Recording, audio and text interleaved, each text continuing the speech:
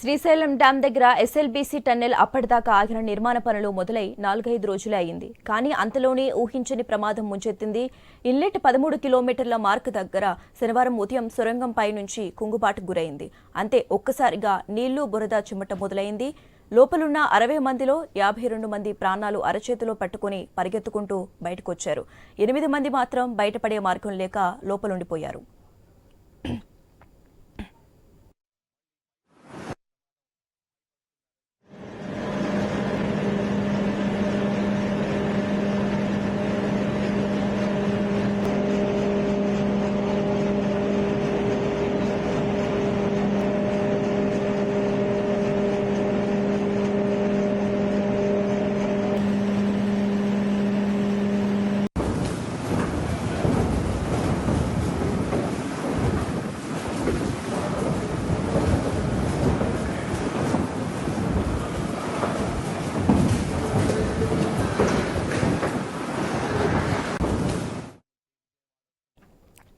జరిగిన ఘటన సరే, దీనికి దారితీసిన పరిస్థితులేంటి?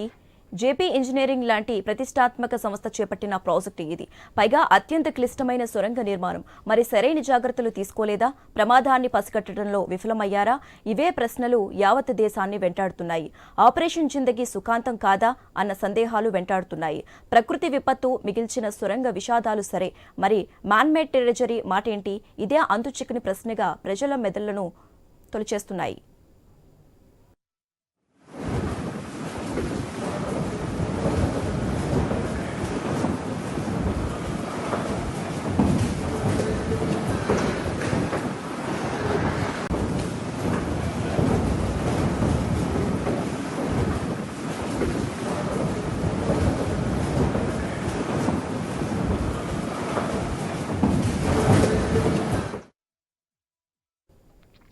గత అనుభవాల నుంచి నేర్చుకున్న పాఠాలేమో గాని సొరంగాలు కుప్పకూలి కార్మికుల బతుకులు చితికిపోవటం మాత్రం ఖాయమైపోయింది. ఎస్ఎల్బీసీ ఘటనకి శుభం కార్డు పడుతుందని, ఆ 8 మంది క్షేమంగా తిరిగొస్తారని దేశమంతా ఉత్కంఠతో చూస్తోంది. ఆశలు చావక ఇప్పటికీ కళ్ళకాయలు వెతుకులాడుతోంది.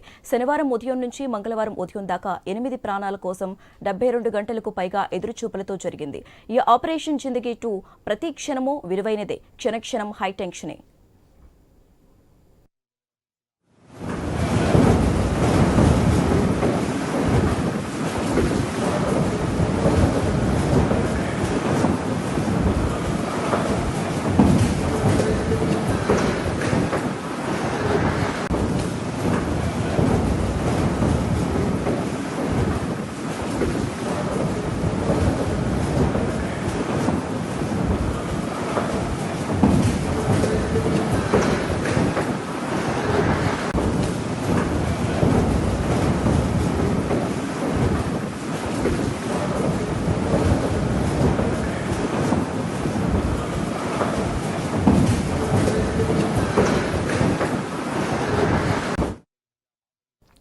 సొరంగంలోకి రక్షణ బృందాలు చేరుకున్న ప్రమాద స్థలానికి కిలోమీటర్ యువతలే ఆగిపోక తప్పలేదు.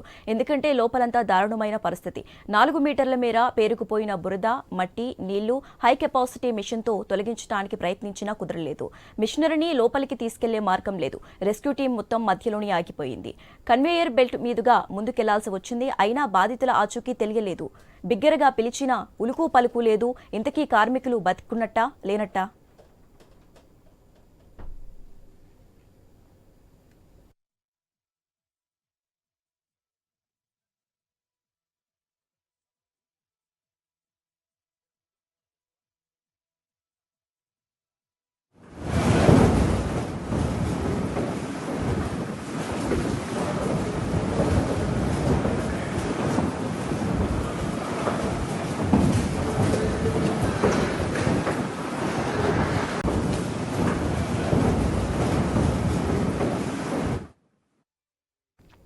ఎస్ఎల్బీసీ సొరంగం మొత్తం పొడవు 43.9 కిలోమీటర్లు. ఈ ప్రాజెక్టులో 2 టన్నెల్స్ ఉన్నాయి.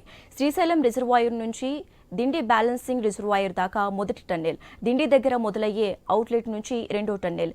దీన్ని 20 కిలోమీటర్ల మేర టర్బో డ్రిల్లింగ్ మిషన్తో ఇప్పటికే లోపలి వైపునకు తవ్వేశారు. అదే టీబీఎంతో తొలి టన్నెల్ నిర్మాణాన్ని మొదలుపెట్టారు. సహజంగానే కొండరాళ్ల మధ్యలో నీళ్లుంటాయి. అలా ఉబికి వచ్చే నీళ్లను బురదను వీలైనంతగా నియంత్రిస్తూ 5 మీటర్లు డ్రిల్లింగ్ ముగించారు. సీపేజ్ పెరిగి కంట్రోలింగ్లోకి రాకపోవడంతో 4 ఏళ్ల కిందట సొరంగం పని ఆగిపోయింది. అప్పుడు ఎక్కడైతే ఆపేశారో అక్కడి నుంచి ఇటీవలే మళ్లీ పని మొదలుపెట్టారు. ప్రమాదకరమైన ఆ షిరిజోన్లోని మిగిలిన 3 మీటర్ల పరిధిలోని ఇప్పుడు ఈ ప్రమాదం జరిగింది.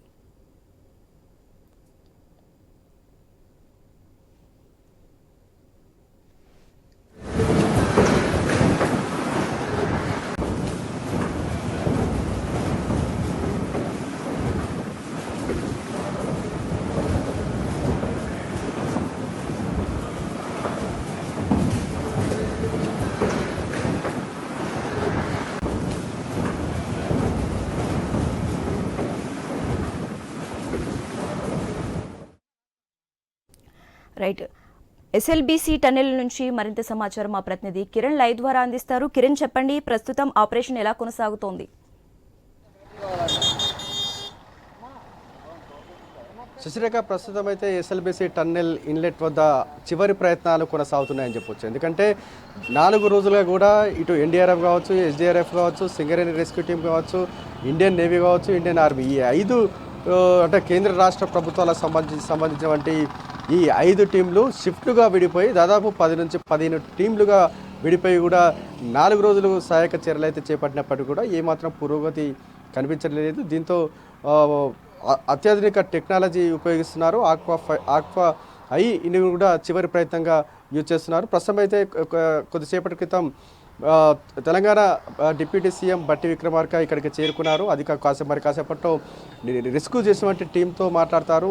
అక్కడ రెస్క్యూ ఏ విధంగా కొనసాగుతుంది, ఇంకా ఎటువంటి టెక్నాలజీ కావాలనే అంశంపై కూడా కొంత సీనియర్ ఎక్స్పర్ట్స్తో కూడా బట్టి విక్రమార్క మాట్లాడేటువంటి ప్రయత్నాలు అయితే చేస్తున్నారు. ఇక్కడికి సంబంధించి అంటే 4 రోజులుగా ఇక్కడ ఎటువంటి సహాయక చర్యలు అందుతున్నాయి, ఇంకా ఎటువంటి టెక్నాలజీ వాడాలనే అంశానికి సంబంధించి ఎప్పటికప్పుడు సమాచారాన్ని సీఎం రేవంత్ రెడ్డికి చేరవేస్తున్నారు. ఆ వీరిచ్చినటువంటి ఇన్ఫర్మేషన్ ప్రకారం రేవంత్ రెడ్డి కేంద్రాన్ని కూడా అప్రూవ్ అవుతున్నటువంటి పరిస్థితి అయితే ఉందని చెప్పొచ్చు. ప్రస్తుతం అయితే 13.5 కిలోమీటర్ల వరకు వెళ్ళినటువంటి రెస్క్యూ టీం ప్రస్తుతం అయితే వెనకడుగు వేస్తుండే చెప్పాలి. ఎందుకంటే ప్రస్తుతం అయితే 12 కిలోమీటర్ల వరకు మాత్రమే రెస్క్యూ టీం వెళ్ళగలుగుతుంది. ఆ తర్వాత కూడా కొంత బురద ఉన్నటువంటి నేపథ్యంలో కొంత సహాయక చర్యలకైతే కొంత ఇబ్బందులు తలెత్తుతున్నటువంటి పరిస్థితి అయితే ఉందని చెప్పొచ్చు. ప్రస్తుతం అయితే బోరింగ్ మిషన్ సంబంధించి బోరింగ్ మిషన్ కూడా పూర్తిగా మట్టిలో కూరుకుపోయినటువంటి పరిస్థితి అయితే ఉంది. ప్రస్తుతం అయితే అక్కడ సహాయక చర్యలకు సంబంధించి కొంత ఆటంకాలు అయితే ఎదురవుతున్నాయి. ఎక్స్పర్ట్స్ టీం కూడా విఫలమవుతున్నాయి. ఎందుకంటే నిన్న కోమటిరెడ్డి వెంకరెడ్డి చెప్పారు, అన్షు అనేటువంటి ఎక్స్పర్ట్స్తో నిన్న మాట్లాడడం జరిగింది. ఏదైతే ఉత్తరాఖండ్కి సంబంధించి అప్పట్లో సేమ్ ఇటువంటి ప్రమాదమే జరిగినటువంటి నేపథ్యంలో కాల్కా అనేటువంటి సంస్థకు చెందినటువంటి అన్షు అనే ఎక్స్పర్ట్తో కూడా మాట్లాడడం జరిగింది. అంటే అక్కడ ఎటువంటి సహాయక చర్యలు చేశారు, ఇక్కడ ఎటువంటి అడ్డంకులు ఎదురవుతున్నాయి అనే అంశాలను కూడా పరిగణలోకి తీసుకున్నటువంటి మంత్రి కోమటిరెడ్డి వెంకరెడ్డి ఇంకా అత్యాధునిక టెక్నాలజీని వినియోగిస్తామని కూడా చెప్తా ఉన్నారు. ప్రస్తుతం అయితే సహాయక చర్యలు అయితే ముమ్మరంగా కొనసాగుతున్నటువంటి పరిస్థితి అయితే ఉందని చెప్పొచ్చు. ఏదైతే టన్నెల్ వద్దకు మంత్రులు అక్కడ మాత్రమే చేరుకుంటున్నారు. ఎవరిని కూడా టన్నెల్ వద్దకు అలౌ చేయనటువంటి పరిస్థితి అయితే ఉంది. మనం ఏదైతే ప్రదేశం ఉన్నామో ఇక్కడ నుంచి సరిగ్గా 5 కిలోమీటర్ల దూరంలో ప్రమాదం అయితే జరిగినటువంటి పరిస్థితి అయితే ఉంది. ఈ ప్రాంతం మొత్తం కూడా నల్లమల అటవీ ప్రాంతం. ఈ అటవీ ప్రాంతం సంబంధించి మొత్తం కూడా చుట్టూ నల్లమల గుట్టలు ఉంటాయి. ఈ నల్లమల గుట్టలకు సంబంధించి ఈ నల్లమల గుట్టలే ఈ ప్రమాదానికి కారణమని కూడా మనకు స్పష్టంగా అర్థమవుతుంది. ఎందుకంటే మన్నెవారిపల్లి నాగర్ కర్నూలు జిల్లాకు చెందినటువంటి మన్నెవారిపల్లి అనే గ్రామం దగ్గర టన్నెల్ అవుట్లెట్ ముగుస్తుంది. ఏదైతే దోమలపెంట శ్రీశైలం రివర్ పక్కనే ఉన్నటువంటి దోమలపెంట వద్ద టన్నెల్ సంబంధించి ఇన్లెట్ మొదలవుతుంది. ఈ ఇన్లెట్ సంబంధించి మన్నెవారిపల్లి వరకు 43.5 కిలోమీటర్లు ఉంటుంది. అంటే మొత్తం కూడా మనం చూసుకోవచ్చు, వెనకాల కొండలు కనబడుతున్నాయి కదా, ఆ కొండలకు సంబంధించి మొత్తం కూడా కొండల మధ్య నుంచి కూడా సొరంగ మార్గం అయితే తీస్తూ ఉన్నటువంటి పరిస్థితి అయితే ఉంది. అంటే ఒక తెలంగాణ చరిత్రలో ఇది ప్రపంచంలోనే అత్యంత లాంగెస్ట్ ప్రాజెక్ట్ అని కూడా మనం చెప్పుకోవచ్చు. ఎందుకంటే కొండల మధ్యల నుంచి సొరంగం తవ్వాలంటే అంత ఆషామాషి కాదని చెప్పాలి. ఎందుకంటే ప్రస్తుతం అయితే అక్కడ టెక్నాలజీ ఎంత టెక్నాలజీ ఉపయోగించినప్పటికీ కూడా కొంత ఇటువంటి ప్రాబ్లమ్స్ ఎదురవుతున్నటువంటి పరిస్థితి అయితే ఉంది. ఇటు ప్రమాదం జరిగినప్పటికీ కూడా అక్కడ సహాయక చర్యలు చేపట్టడంలో కొంత విఫలమవుతున్న పరిస్థితి అయితే కనబడతా ఉంది Sasirekha. Okay right, thank you Kiran. Srisailam dam దగ్గర ఎస్ఎల్బీసీ టన్నెల్ అప్పటిదాకా ఆగిన నిర్మాణ పనులు మొదలై 4-5 రోజులయ్యింది. కానీ అంతలోనే ఊహించని ప్రమాదం ముంచెత్తింది. ఇంటెల్ 13 కిలోమీటర్ల మార్క్ దగ్గర శనివారం ఉదయం సొరంగం పైనుంచి కుంగుబాటుకు గురైంది. అంతే ఒక్కసారిగా నీళ్లు బురద చిమ్మటం మొదలైంది. లోపలున్న 60 మందిలో 52 మంది ప్రాణాలు అరచేతిలో పట్టుకుని పరిగెత్తుకుంటూ బయటకొచ్చారు. 8 మంది మాత్రం బయటపడే మార్గం లేక లోపలుండిపోయారు.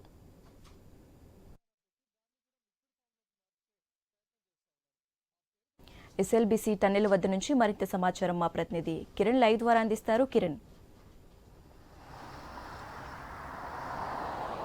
శశిరేఖ, ఇంకా మనం ప్రమాదం జరిగినటువంటి కూతవేటు దూరంలో ఉన్నాము.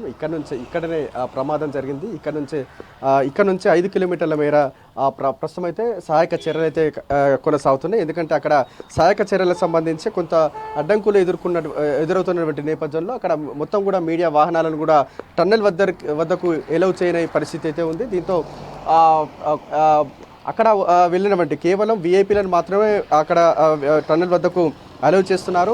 ప్రస్తుతం అయితే అధికారులతో మా డిప్యూటీ సీఎం బట్టి విక్రమార్కతో సమీక్ష సమావేశం అయితే కొనసాగుతుంది. ఈ సమీక్ష సమావేశంలో ఆక్వా ఐ విధానాన్ని తీసుకొచ్చేటువంటి అవకాశాలు అయితే ఉంది. డిప్యూటీ సీఎం అక్కడ ఎక్స్పర్ట్స్తో చర్చించిన తర్వాత ఆక్వా ఐ ప్రయోగం అయితే చేసే అవకాశం ఉంది. ఈ ఆక్వా ఐ అనేది విధానం అనేది అక్కడ ఎవరైతే అక్కడ ప్రమాదం జరిగిన ప్రదేశంలో వారు ఆచూకీ కనుగొని ఆ రెస్క్యూ టీంకు చేరవేసే అవకాశాలు అయితే ఉన్నాయని చెప్పొచ్చు. నిన్న సాయంత్రం ఒక రెస్క్యూ టీం పోయింది. ఆ రెస్క్యూ టీం చివరిగా మాత్రం 7:30 చివరిగా బయటకు వచ్చినటువంటి ఆ రెస్క్యూ టీం అక్కడ ఉన్నటువంటి వీడియో మొత్తం కూడా షూట్ చేసి మంత్రులకు చేరవేయడం జరిగింది. దీంతో అక్కడ సీన్ చూస్తే మాత్రం పూర్తిగా అక్కడ లోపల 12 కిలోమీటర్ల తర్వాత బెల్ట్ కూడా ధ్వంసమైంది. అదేవిధంగా అక్కడ బ్లోయర్ కూడా ధ్వంసమైంది. ఆ నేపథ్యంలోనే అక్కడ ప్రమాదం జరిగిన ప్లేస్లోకి ఆక్సిజన్ అయితే వెళ్ళే అవకాశం అయితే లేదు. ఎందుకంటే మొత్తం కూడా పూర్తిగా ఆక్సిజన్ సంబంధించిన బ్లోయర్ అయితే మొత్తం కూడా ధ్వంసమైంది. ముందుకు ఆక్సిజన్ వెళ్ళేటువంటి అవకాశాలు అయితే ఏమాత్రం లేవని కూడా రెస్క్యూ టీం అయితే చెప్తా ఉంది.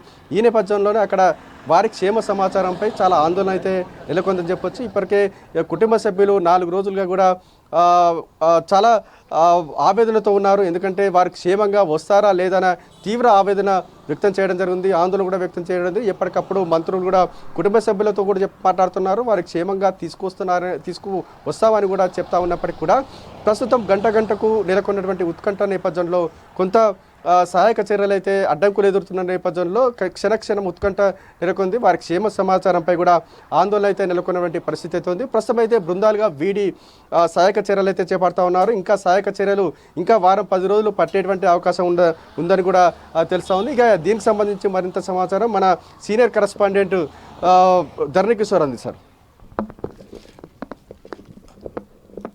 టన్నల్ వద్ద క్షణక్షణం కూడా ఉత్కంఠ కొనసాగుతున్న పరిస్థితి అయితే కనపడుతోంది. మనం చూస్తున్నాం 3 రోజుల నుంచి కూడా ఈ యొక్క సహాయ బృందాలు అన్ని రకాల చర్యలు చేపడుతున్నప్పటికీ కూడా ఏది కూడా సఫలీకృతం కాని పరిస్థితి. అంటే శక్తి వంచన లేకుండా ఎలాంటి ఇబ్బందులు లేకుండా కూడా అన్ని రకాల ఏర్పాట్లు చేసేందుకు ప్రభుత్వం మొత్తం సమాయత్తమై మొత్తం మంత్రులు అందరూ కూడా సమీక్షిస్తున్న నేపథ్యంలో ఈరోజు కూడా ఉప ముఖ్యమంత్రి రాజనరసింహ రావడం జరిగింది. అధికారులతో అట్లాగే రెస్క్యూ టీమ్స్ యొక్క లీడర్స్ తోటి వాళ్ళందరితో కూడా మాట్లాడుతున్న పరిస్థితి ఉంది.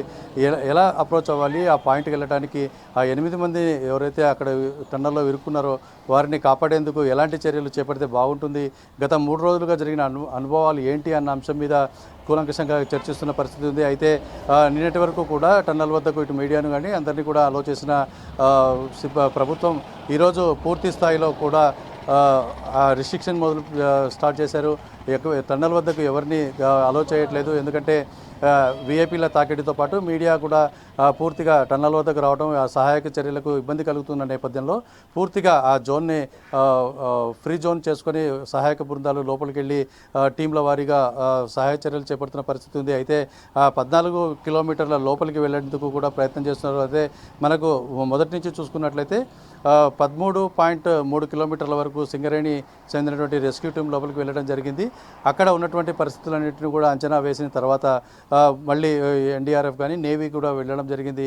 అలాగే ఆర్మీ బృందాలు, అంటే ఏ బృందాలు అయితే లోపలికి వెళ్ళడానికి అవకాశం ఉంటుందో వారి యొక్క ప్రణాళిక ప్రకారంగా లోపలికి వెళ్ళే ప్రయత్నం చేస్తున్నారు. అయినప్పటికీ కూడా సమాచారం అందట్లేదు. ఎందుకనంటే పైన ఏదైతే బోర్ డ్రిల్లింగ్ మిషన్ పైన పెద్ద ఎత్తున ఈ యొక్క కొండ మట్టి బురద పేరుకుపోవటం, ఒకసారిగా మీటర్ల అంటే 7-8 మీటర్ల పైన ఒకటేసారి బురద పడటం వల్ల అక్కడ దాన్ని చేరుకోవడానికి ఎట్లాంటి అవకాశాలు లేకపోవడంతో రెస్క్యూ టీమ్స్ అన్ని కూడా వెనక్కి వస్తున్న పరిస్థితిని మనం గమనిస్తున్నాం.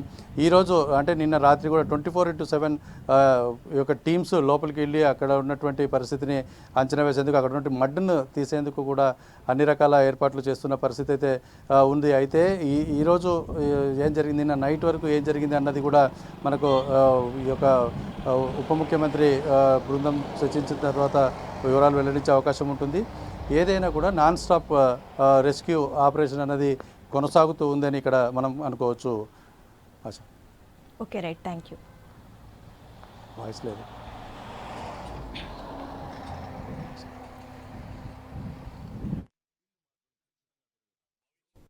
क्लियर कर पाएगा तभी आगे जा पाएंगे हम। नहीं अभी क्या है, अभी वो अंदर जा नहीं पा रहा है, ठीक है, वो डेब्रिस आगे पूरा क्लियर करना पड़ेगा तभी हम लोग आगे जा पाएंगे। अभी कैमरा आगे नहीं गया, वही मतलब आप पहले डेब्रिस पूरा क्लियर करना पड़ेगा, क्लियर करने के बाद ही वो कैमरा जा पाएगा। एकदम एंड तक गया था 13.7 तक, मतलब 12 किलोमीटर ये गया, हम लोग 2 किलोमीटर पैदल चल के गया, मतलब 14 किलोमीटर तक चला गया था। फिर आगे जाके जो डेब्रिस भरा है वो डेब्रिस आगे जाके क्लियर करेगा, फिर होगा। కెమెరా అదనమాట. కెమెరా లోపలికి వెళ్ళి చెక్ చేసి ఎలా ఉందనేది ఎస్టిమేట్ మొత్తం చూసుకొని వచ్చాం. అయితే ఇప్పుడు ఏంటంటే అక్కడ ఒక బ్లాకేజ్ ఉందన్నమాట, వెంటిలేషన్. ఆ బ్లాకేజ్ దాటి మేము వెళ్ళలేపాము ముందుకి, ఎందుకంటే అది రిస్కీగా ఉందన్నమాట. అతన్ని ఈ బ్లాకేజ్ అడ్డు తీస్తే ఇంకా 200 మీటర్లు ముందుకెళ్లి అక్కడ నుంచి మేము యాక్సెస్ చేస్తామని చెప్పడం జరిగింది ఎన్డీఆర్ఎఫ్ వాళ్ళకి, ఇంకా ఎస్డీఆర్ఎఫ్ వాళ్ళకి. మేము ఇక్కడ నుంచి ఆల్మోస్ట్ ఎక్కడైతే మిషన్ ఉందో, మిషన్ మనకి ఎక్కడైతే ఇరుక్కొని ఉందో దానికి 200 మీటర్స్ ముందు దాకా వెళ్ళాం. ఇంకా 200 మీటర్స్ ముందుకెళ్తే అది మిషన్ మనకి కనబడుతుంది అనమాట. దాని ముందు దాకా వెళ్ళాం. ముందు 200 మీటర్స్ ముందు ఉన్న బ్లాకేజ్ క్లియర్ అవుతే గానీ అది మేము ముందుకెళ్లి దాన్ని బట్టి చెక్ చేయడం ఉన్నా. ఎందుకంటే ఆ 200 మీటర్స్ ఆల్రెడీ ఆర్మీ వాళ్ళు, ఎన్డీఆర్ఎఫ్ వాళ్ళు బై మాన్యువల్లీ వెళ్ళి చెక్ చేశారు. కానీ ఇప్పుడు వెళ్ళడానికి ఏమవుతుందంటే అది కొంచెం రిస్కీగా ఉందన్నమాట, వెళ్ళడానికి అవ్వట్లేదు అక్కడ.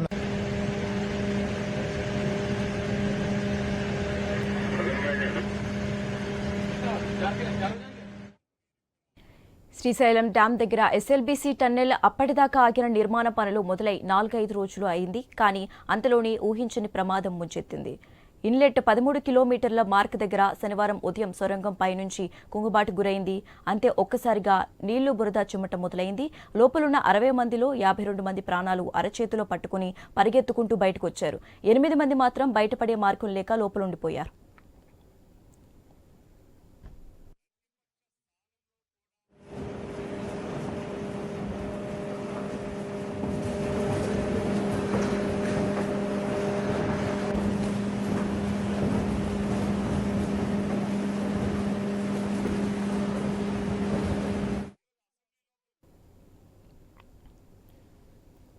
జరిగిన ఘటన సరే, దీనికి దారితీసిన పరిస్థితులేంటి? జేపీ ఇంజనీరింగ్ లాంటి ప్రతిష్టాత్మక సంస్థ చేపట్టిన ప్రాజెక్టు ఇది. పైగా అత్యంత క్లిష్టమైన సొరంగ నిర్మాణం. మరి సరైన జాగ్రత్తలు తీసుకోలేదా? ప్రమాదానికి పసిగట్టడంలో విఫలమయ్యారా? ఇవే ప్రశ్నలు యావత్ దేశాన్ని వెంటాడుతున్నాయి. ఆపరేషన్ జిందగీ సుఖాంతం కాదా అన్న సందేహాలు వెంటాడుతున్నాయి.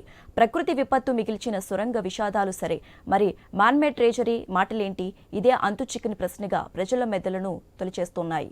ఇక ఇదే అంశానికి సంబంధించి మోర్ అప్డేట్స్ మా ప్రతినిధి ధరణి కిషోర్ లైవ్ ద్వారా అందిస్తారు. ధరణి కిషోర్.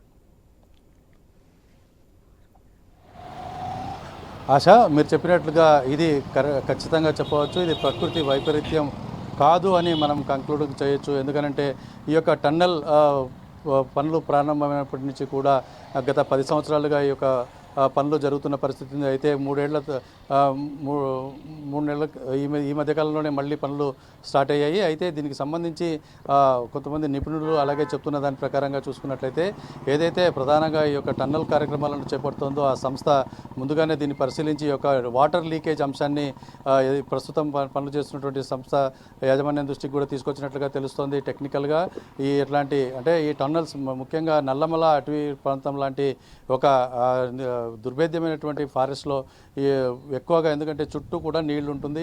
కృష్ణానది, శ్రీశైలం డ్యామ్ ఉన్న నేపథ్యంలో కూడా ఎక్కువగా భూగర్భ జలాలు ఉంటాయి, అలాగే వర్షపాతం అధికంగా ఈ ప్రాంతాల్లో ఉంటుంది కాబట్టి కొండలపైన కూడా నీటి ఊటలు వచ్చే అవకాశం ఉంటున్న నేపథ్యంలో ఈ యొక్క ఊట అనేది టన్నల్ పనులు జరిగేటప్పుడు సాధారణంగా వస్తూ ఉంటుంది. అయితే ఇది ఇదే అంశం కూడా పూర్తి స్థాయిలో కూడా ప్రమాదాలకు కూడా అవకాశంగా మారుతుందని చెప్పి నిపుణులు చెప్పి వాటిని కూడా హెచ్చరించినట్లుగా తెలుస్తుంది. అయితే లీకేజ్ స్టార్ట్ అయినప్పుడు ఈ పనుల్లో వాటిని కాంక్రీట్ ద్వారా కారకుండా లీక్ ప్రూఫ్ చేసే ప్రయత్నం చేస్తూ ఈ యొక్క పనులను కొనసాగించినట్లుగా కూడా తెలుస్తోంది. ఏదేమైనప్పటికీ కూడా ఈ ప్రమాదం జరగడం అన్నది ఇప్పుడు ఇటు ఇంజనీరింగ్ వ్యవస్థకు మొత్తానికి కూడా సవాల్గా తీసుకొని నిలబడిందని చెప్పవచ్చు. ఇది ఒక ఉదాహరణగా నిలిచిపోతుంది. ఈ యొక్క రెస్క్యూ జరగడం అన్నది చేసేటట్లయితే ఈ యొక్క పాయింట్ ఆఫ్ వ్యూని చాలా కీలకంగా గమనిస్తున్న నేపథ్యం ఉంది. మొత్తంగా ఇది సంచలనాత్మకమైనటువంటి టన్నల్ నిర్మాణం. దీన్ని ఒక పాయింట్ ఆఫ్ వ్యూలో చూసుకున్నట్లయితే ఈ యొక్క టన్నల్ ప్రమాదం అన్నది అన్ని రకాల ప్రశ్నలను లేవనెత్తుతుంది. అసలు ఈ యొక్క టన్నల్ ప్రమాదం ఎలా జరిగింది, ఇది మానవ తప్పిదమా లేక ప్రకృతి ప్రకోపమా అన్న పాయింట్ ఆఫ్ వ్యూలో ఇటు ప్రభుత్వాలు కూడా ఆలోచించాల్సిన పరిస్థితి ఉంది. అయితే మనం చూసుకున్నట్లయితే ప్రమాదం జరిగిన నాటి నుంచి కూడా తెలంగాణ ప్రభుత్వం పూర్తి స్థాయిలో కూడా అన్ని రకాల రెస్క్యూ టీమ్స్ను రంగంలోకి దింపింది. మొదటగా సింగరేణి సంస్థ, ఆ తర్వాత అన్ని రకాల ఎన్డీఆర్ఎఫ్, ఎస్డీఆర్ఎఫ్తో పాటు అటు ఆర్మీని, నేవీని కూడా దింపి 15 రకాల బృందాలను ఏర్పాటు చేసి అనునిత్యం క్షణక్షణం ఏ అవకాశం ఉన్నా చిన్న అవకాశాన్ని కూడా వదిలిపెట్టకుండా లోపలికి వెళ్ళి ఈ యొక్క ఎవరైతే అక్కడ ఈ చిక్కుకుపోయారో బాధితుల్ని కాపాడేందుకు అన్ని రకాల ప్రయత్నాలు చేస్తున్నప్పటికీ కూడా ఆ కొండ చర్యల నుంచి విరిగి వస్తున్నటువంటి బురద నీరు కూడా మొత్తంగా టన్నల్ బోర్ మిషన్ మొత్తాన్ని కూడా కప్పివేసిన పరిస్థితి. 14 కిలోమీటర్లు సుమారు లోపలికి వెళ్లాల్సిన పరిస్థితి ఉంటే 12 కిలోమీటర్ల వరకు మాత్రమే వెళ్ళి అన్ని బృందాలు కూడా నిలిచిపోతున్న పరిస్థితి. అంటే అక్కడ ఉన్నటువంటి పేరుకుపోయినటువంటి మడ్ ఏదైతే ఉంటుందో దాన్ని బయటికి తీసి లోపలికి వెళ్లాల్సిన పరిస్థితి ఉంటుంది. ఇవన్నీ కూడా మామూలు టెక్నికల్ భాషలో చెప్పాలంటే ప్రత్యేకంగా మాన్యువల్గా దాన్ని రిమూవ్ చేసిన తర్వాతే మరి ఆ పాయింట్కి వెళ్ళాలి. ఇదే అంశమే ఇప్పుడు ఇక్కడ రెస్క్యూ కార్యక్రమాలకు బ్రేక్ వేస్తున్నందుకు కారణంగా చెప్తున్న పరిస్థితి ఉంది. ఏదేమైనప్పటికీ కూడా ఈ రెస్క్యూ టీమ్స్ మొత్తంగా చెప్తున్నది ఒకటే, ఆ పాయింట్ అంటే ఏదైతే ఈ బోర్ మిషన్ పైన మట్టి చర్యలు విరిగిపడ్డాయో, నీళ్లు బురద పెరిగిపోయిందో అక్కడికి వెళ్ళాలి. వెళ్ళిన తర్వాతనే లోపల చిక్కుకున్న వారి పరిస్థితి ఏంటనే తెలుస్తుందని చెప్తున్నారు. ఏదేమైనప్పటికీ నిన్న లేటెస్ట్గా మంత్రి కోమటిరెడ్డి వెంకటరెడ్డి కూడా మాట్లాడడం జరిగింది. ఇదే అంశం మీద మాకు ఆశాజనకంగానే ఉన్నాం. మేము ఎటువంటి పరిస్థితుల్లో కూడా వారిని రక్షించే ప్రయత్నం చేస్తాము. ఉత్తరాఖండ్లో జరిగినటువంటి ఒక ఘటనను ఉదాహరణగా తీసుకొని ఎక్కడైతే అంశు అనేటువంటి నిపుణుడిని కూడా మేము ఈ సహాయ చర్యల్లో భాగం చేశాము. పూర్తి స్థాయిలో కూడా టీమ్స్ చెప్తున్న దాని ప్రకారంగా ఇంకా బతికే ఉంటారు అన్న పాయింట్ ఆఫ్ వ్యూలో చెప్తున్న పరిస్థితి ఉంది. ఏదేమైనా కూడా అన్ని రెస్క్యూ టీమ్స్ అన్నీ కూడా ప్రయత్నం చేస్తున్నాయి. ఉప ముఖ్యమంత్రి రాజనరసింహ కూడా ఇక్కడికి రావడం జరిగింది. అధికారులతోనూ అటు రెస్క్యూ టీమ్తో కూడా వాళ్ళు సత్ప్రతిభలు చెప్తున్నారు. మరి దీనికి సంబంధించిన రాత్రి వరకు ఏం జరిగిందన్న అంశాన్ని వివరించే అవకాశాలు అయితే స్పష్టంగా కనపడుతున్నాయి. ధరణి కిషోర్, దాదాపుగా 72 గంటలకు పైగా ఆపరేషన్ జిందగీ కొనసాగుతోంది. అయితే ఇప్పుడు ఆపరేషన్ జిందగీ సాధ్యం కానట్లేనా? అంటే ఆపరేషన్ జిందగీ అనేది మీరు చెప్తున్న పాయింట్ సాధ్యమేనా అంటే 100% సాధ్యం కాదు. మరొక అద్భుతం జరిగితే తప్ప ఈ ముందుకు కదలలేని పరిస్థితి ఉంది. ఎందుకనంటే ఇది ఎన్ని రోజులు పడుతుంది అన్నది కూడా ఊహకందని పరిస్థితి. వారం రోజులు పడుతుందా, 10 రోజులు పడుతుందా, అసలు ఆ బాడీస్ ఎలా అంటే అక్కడ చిక్కుకున్న వాళ్ళ పరిస్థితి ఏ విధంగా బయటకు వస్తుంది అన్నది చెప్పాలంటే అసలు మొత్తంగా మనం 1 కిలోమీటర్ ముందు వరకే ఇప్పుడు ఆగిపోతున్న పరిస్థితి ఉంది. సో అంటే ఎంతసేపు ఉన్నప్పటికీ కూడా అక్కడ ఉన్నటువంటి మడ్డును మాన్యువల్గా రిమూవ్ చేసి డోజర్స్ తోటి రిమూవ్ చేసి ఆ తర్వాత ఒక అడుగు ముందుకు వెళ్లాల్సిన పరిస్థితి. మనం ప్రాక్టికల్గా రిమైనింగ్ ఈ జరుగుతున్న ప్రమాదాల నేపథ్యంలో దీన్ని ఆలోచించే పరిస్థితి లేదు. పూర్తి స్థాయిలో ఇంతవరకు మనకు చరిత్రలో జరిగినటువంటి టన్నల్ ప్రమాదాలకు ఈ నల్లమల అడవుల్లో జరిగినటువంటి శ్రీశైలం టన్నల్ ప్రమాదానికి చాలా విభిన్నత ఉంది. కాబట్టి దీన్ని మనం అంత ఈజీగా అంచనా వేసే పరిస్థితి లేదు. అధికారులు లేదా ఇటు మంత్రులు, రాజకీయ నాయకులు చెప్తున్న దాని ప్రకారంగా మాకు ఆశలు ఉన్నాయని వారు చెప్తున్నప్పటికీ కూడా అలాంటి పరిస్థితి లేదని టెక్నికల్గా నాలెడ్జ్ ఉన్న ప్రతి ఒక్కరు చెప్తున్న పరిస్థితి. పూర్తి స్థాయిలో ఒక్కసారిగా ఆ మీటర్ల పొడవున ఉన్నటువంటి బురద మట్టి ఒక్కసారిగా వాటి మీద పడిపోవడం, ఆ బోర్ మిషన్తో పాటు మొత్తం కూడా ధ్వంసమైన పరిస్థితి. అంటే మనము ఆ బోర్ మిషన్ అవతల వైపు మనకు 13 కిలోమీటర్లు 12 కిలోమీటర్లు మనం ఇతల వైపు వరకే ఆలోచిస్తున్నాం.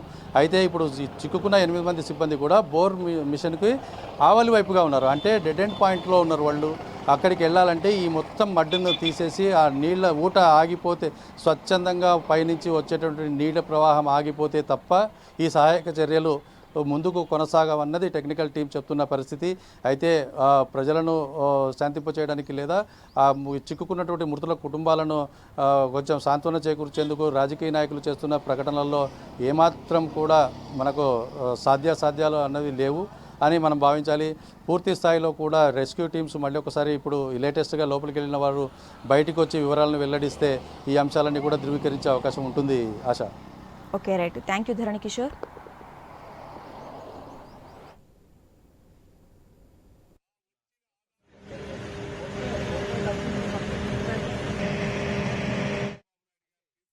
గత అనుభవాల నుంచి నేర్చుకున్న పాఠాలేమో గాని సొరంగాలు కుప్పకూలి కార్మికుల బతుకులు చితికిపోవటం మాత్రం ఖాయమైపోయింది. ఎస్ఎల్బీసీ ఘటనకి శుభం కార్డు పడుతుందని, ఆ 8 మంది క్షేమంగా తిరిగొస్తారని దేశమంతా ఉత్కంఠతో చూస్తోంది. ఆశలు చావక ఇప్పటికీ కళ్ళకాయలు వెతుకులాడుతోంది. శనివారం ఉదయం నుంచి మంగళవారం ఉదయం దాకా 8 ప్రాణాల కోసం 72 గంటలకు పైగా ఎదురుచూపులతో జరిగింది. ఈ ఆపరేషన్ జిందగీ 2 ప్రతి క్షణము విలువైందే, క్షణక్షణం హైటెన్షనే.